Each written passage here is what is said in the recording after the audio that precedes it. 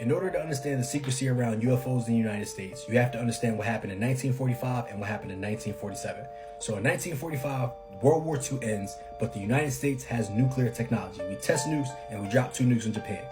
By us doing that, you see a sharp uptick in UFO sightings, and you see the activity change and the behavior change of UFO sightings.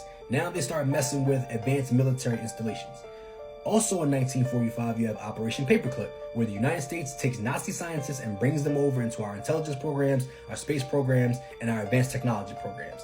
Now, the Germans at that time were notorious for messing with esoteric wisdom and also trying to repurpose some UFO technology.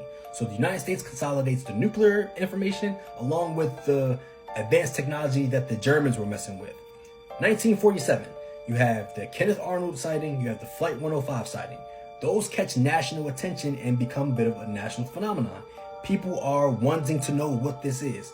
So then you have the Roswell event of 1947. And there's when we have a recovered down aircraft from one of these UFOs. That story goes national.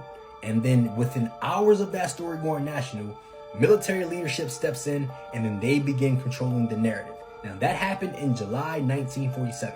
September 18th, 1947, you get the National Security Act of 1947.